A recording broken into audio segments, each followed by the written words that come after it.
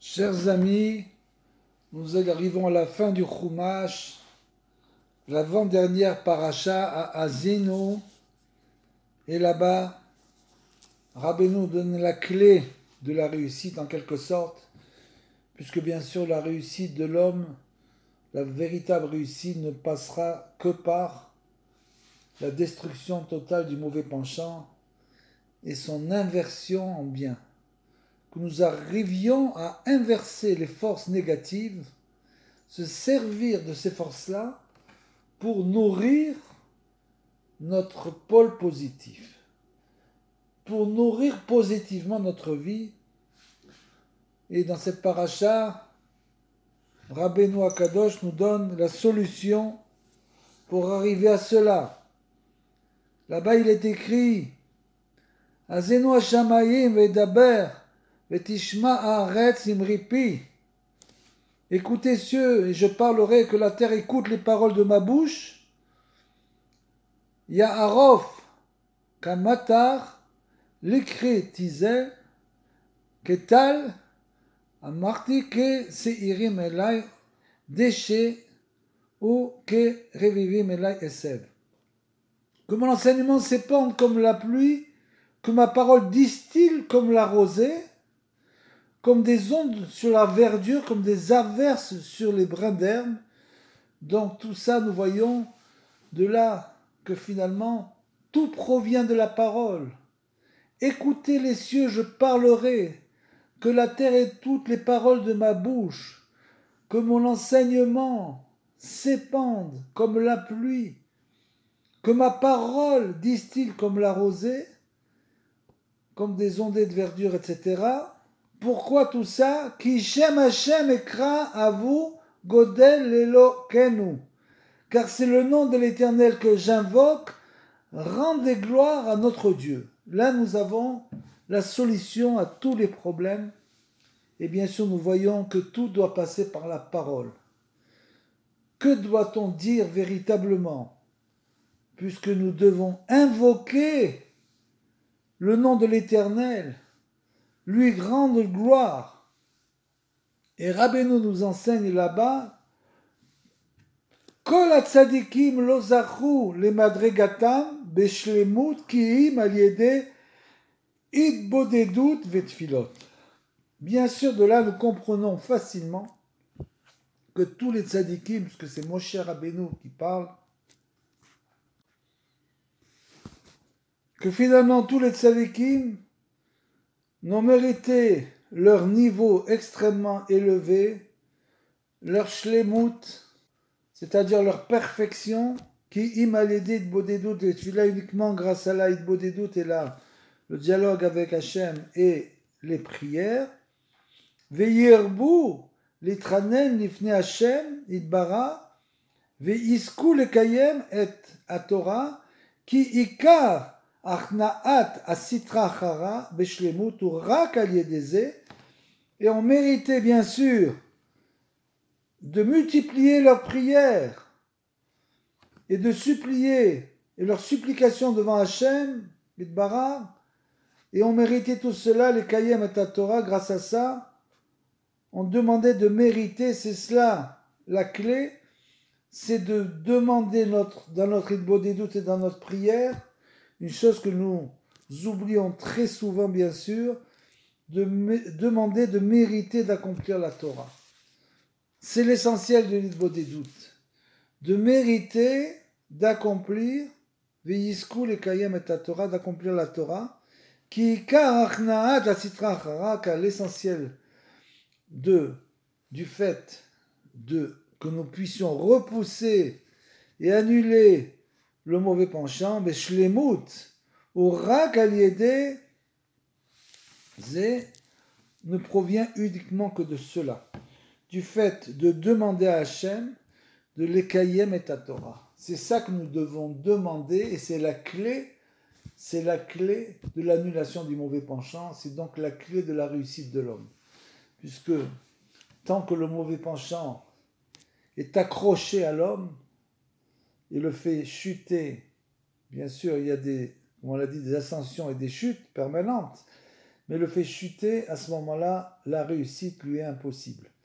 Pour réussir, il doit se sortir du mauvais penchant.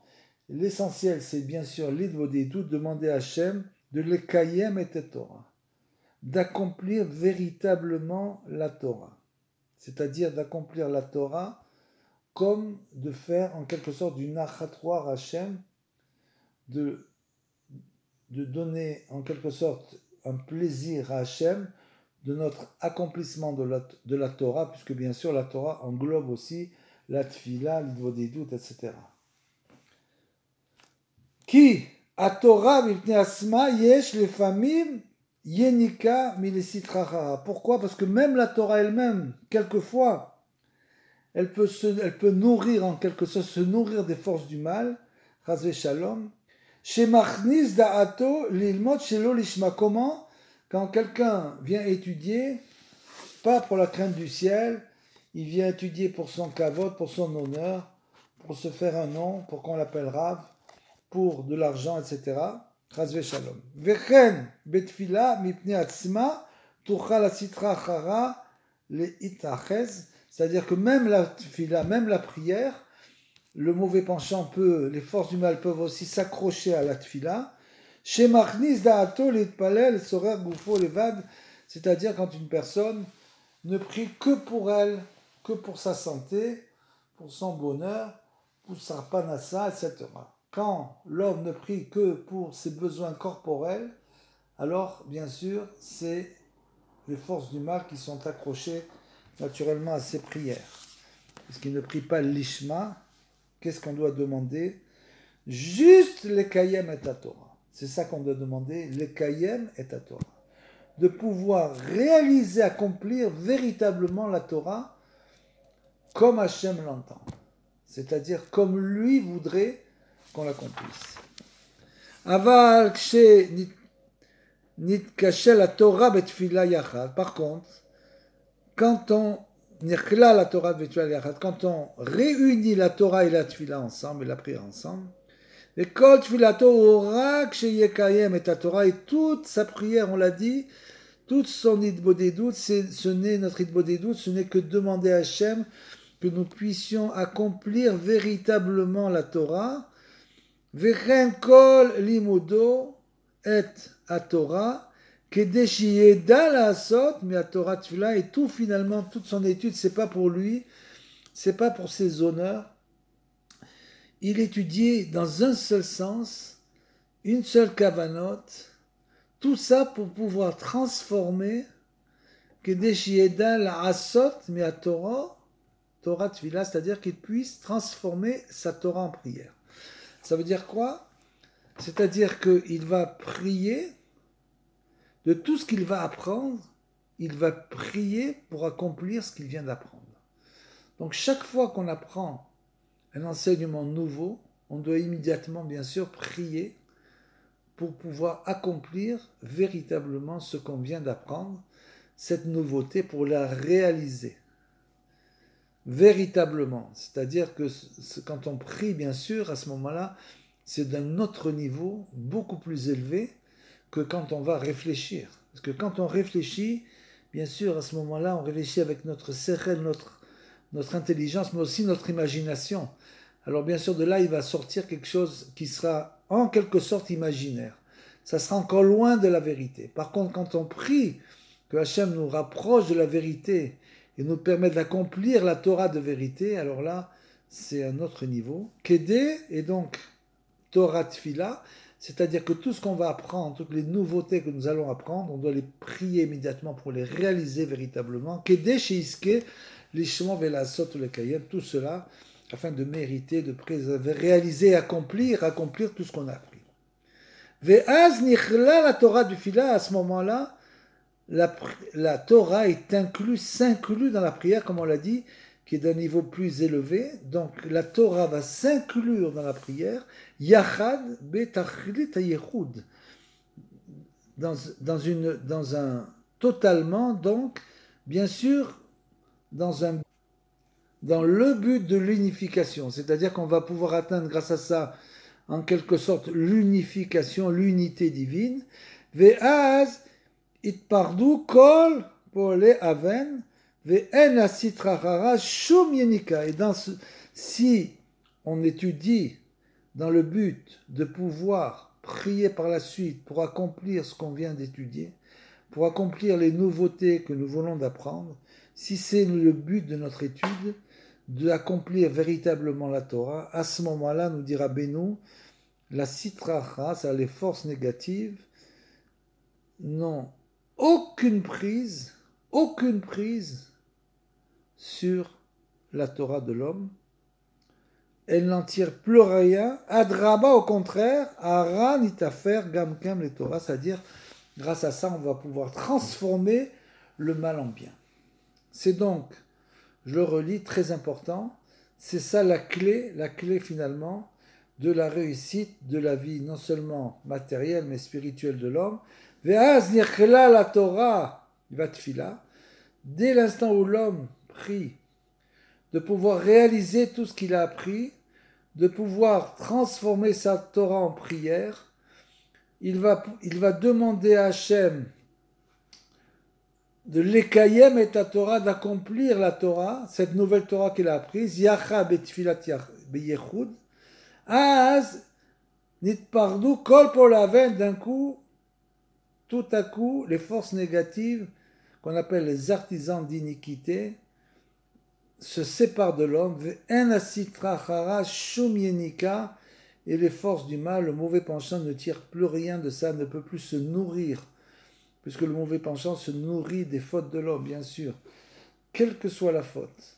Donc même si un homme n'étudie pas l'ishma, comme on l'a dit, pour la crainte du ciel, mais pour son honneur, bien sûr que le mauvais penchant va se nourrir là-bas. Donc il va s'inclure dans l'homme, dans son étude. Par contre, si on fait comme ça,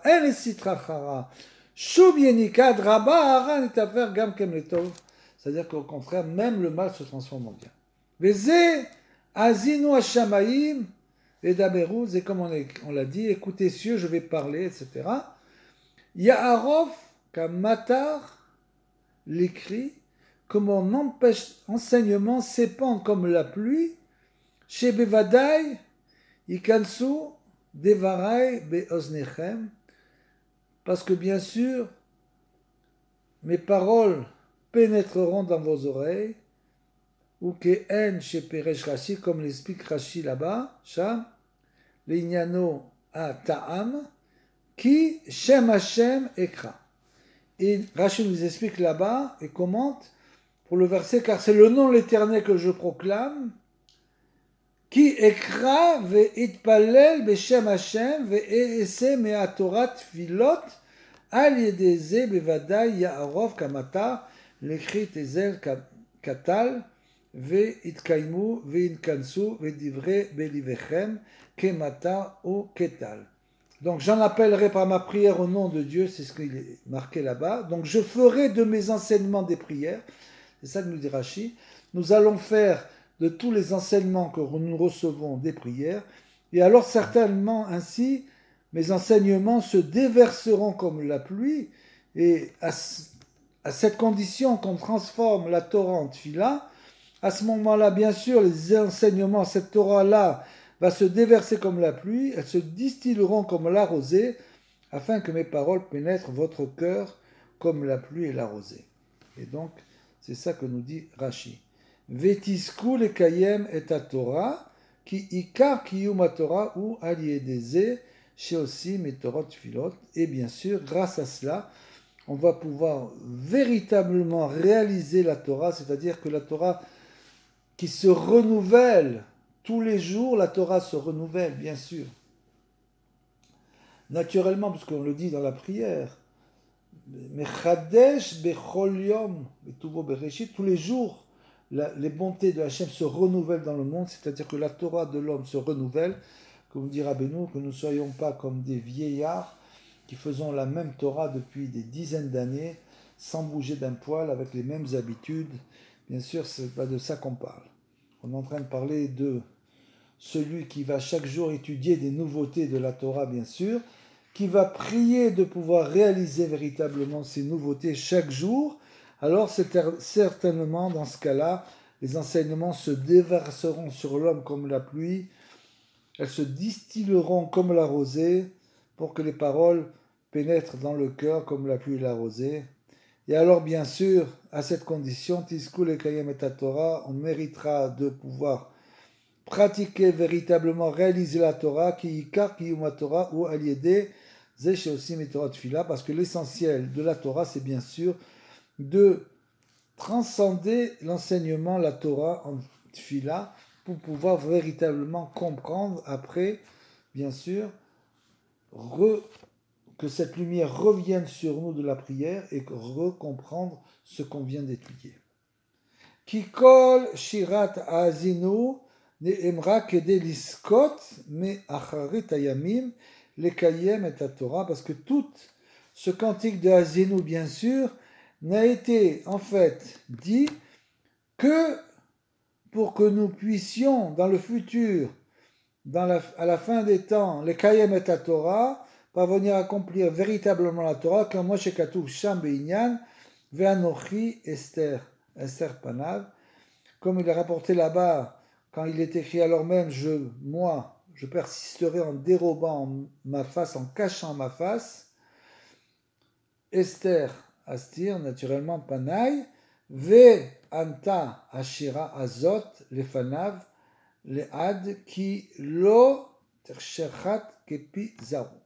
Et donc, ce cantique-là portera témoignage en quelque sorte que même dans ces jours difficiles où Hachem cachera sa face, ce cantique viendra donc témoigner devant le peuple d'Israël que la Torah ne sera pas oubliée du Ham Israël, comme l'a dit Rabbi Shimon Bar Yochai, Lotitashtakar Torah Israël, la Torah ne sera jamais oubliée. Qui Shirat Azinu Ze Bechinat Fila, parce que justement, c'est pour cela que cette paracha est un cantique, est un chant, est une prière en quelque sorte. On n'a jamais vu ça, une prière, une paracha qui prend la forme d'un cantique, d'un chant, d'une prière. Et c'est le Shirat Azinu. Ze Bechinat Fila, c'est comme une prière. Sheu Bechinat Shirat Vezimra. C'est en fait une prière, un hymne, un chant. Bechinat Asara Mine Negina, qui correspondent aux 10 sortes de mélodies. Ces 10 sortes de mélodies très chères à Rabbeinu, c'est bien sûr le Tikkun HaKlali, mais ces 10 sortes de mélodies sont Negina, chez Bahem, Yassad, David, Ameler, Alav Shalom, Sefer Tehillim, avec lesquels le roi de David a construit, en quelque sorte, élaboré le livre des Tehillim, avec les 10 sortes de mélodies qui se trouvent dans les Tikkun HaKlali, que Rabbeinu nous dit que si on arrive à énoncer une Torah ou un psaume avec sa mélodie, c'est-à-dire vraiment avec la kavana qui convient, comme il convient de le prononcer, à ce moment-là, on atteint un très très haut niveau. Quand nous dit Rabbeinu à son niveau, qu'il peut réveiller le monde entier de sa torpeur, le monde entier, rien qu'avec une de ces Torahs qu'il peut prononcer avec sa mélodie propre. Tout ce sujet de la mélodie est un sujet extrêmement, extrêmement profond. C'est un sujet très, très profond dont il parle aussi dans les Sipurei Maasiot, que dans un conte, bien sûr, il y a un appareil qui fait de la musique que dès qu'on pose sur un animal, à ce moment-là, cet appareil fait une musique extraordinaire, hors du commun. Donc ça veut dire que, bien sûr, ces mélodies sont liées à l'âme de l'homme, et ça veut dire que c'est un niveau extrêmement, extrêmement profond qui nous est assez difficile de comprendre, mais on sait aussi que s'il y a 10 sortes de mélodies, comme il y a 10 Tehillim du Tikkun HaKlali, Ayenu she'al yede Ashira Azot, Klal Moshe Rabbeinu alav shalom, et kol haTorah, Betor Bechinat Shira Shei Bechinat Fila. Et donc aussi on comprend ce qu'il signifie qu'avec ce chant-là de Azinu, avec sa mélodie en quelque sorte, Moshe Rabbeinu, notre maître, a réussi à intégrer toute la Torah sous forme de cantique. Il a réussi à condenser en quelque sorte la Torah entière sous forme de cantique. C'est une forme qui, bien sûr, Betor Bechinat Shira, c'est un cantique chez Bechinat Tfila qui aussi véhicule la notion de prière, c'est-à-dire qui correspond à la prière. Donc bien sûr, si on arrivait à prier avec la mélodie qu'il convient, naturellement que notre prière s'élèverait à des niveaux extrêmement élevés, comme on le voit que les chants, comment est-il possible que ces chanteurs, quels qu'ils soient, s'ils réussissent, uniquement avec une seule mélodie, ils peuvent faire ce qu'on appelle un tube, une mélodie. Pourtant, c'est des notes qui sont accouplées de manière simple la plupart du temps, et de là sort une mélodie assez extraordinaire, et le monde entier chante la mélodie. Une chose incroyable. Comment est-il possible que la chanson, que le chant, que la musique a une telle force, une force incroyable. Et ça, c'est pour nous montrer en quelque sorte, c'est un avant-goût pour nous montrer le nigun, ce qu'on appelle le nigun aussi dans la Torah, bien sûr, c'est que ce chant-là a une force assez incroyable qui peut totalement réveiller l'âme de l'homme. C'est une force incroyable qu'a ce nigun, comme les chants, la musique, on l'entend, qui a une force de réussite incroyable. Avec une seule chanson, des groupes musicaux ont eu un succès incroyable juste avec une chanson. Comment est-ce possible une chose pareille? C'est pour nous faire comprendre qu'on est encore très très loin de comprendre quelle est la force véritable de la mélodie. Et donc Moshe Rabbeinu, lui, il a réussi à intégrer toute la Torah dans un cantique, le cantique Azenu, dit Rabbeinu. C'est donc aussi une forme de prière. Toute la Torah dans un cantique qui a pris la forme d'une prière en quelque sorte. Et donc, Valier des Aïr Banu Aharat Azot, Liskot Vela Asot Me Atorot Fila. Et donc, grâce à ça, il a réussi à réveiller en nous le fait que nous devons transformer toutes nos Torot en Tfila. C'est-à-dire que tout ce qu'on fait finalement dans ce monde, tout ce qu'on fait, ça doit se transformer en Tfila et en chant. En prière et en chant. Tout ce qu'on fait. Et notamment la Torah. C'est comme ça qu'on arrive à l'élever et c'est comme ça qu'on arrive à l'intégrer totalement. Mais c'est ça justement qui permettra à la fin des temps, l'accomplissement de la Torah, quand les gens auront compris que finalement le but ce n'est pas d'étudier pendant des dizaines d'heures, mais c'est simplement de faire Torah Tfila, c'est-à-dire que le peu qu'on a étudié, il faut le transformer en prière. Bechinat ve'anta ashira azot, comme il est écrit alors le présent cantique qui lotishkar mipizaro, etc. Ce qu'il est écrit là-bas, le présent cantique portera témoignage et que la Torah ne sera pas oubliée par sa postérité, c'est-à-dire ne sera pas oubliée. Pourquoi? Parce que justement, la Torah a été élevée, comprise, intégrée et transformée grâce à la prière. Shabbat Shalom les Koulam.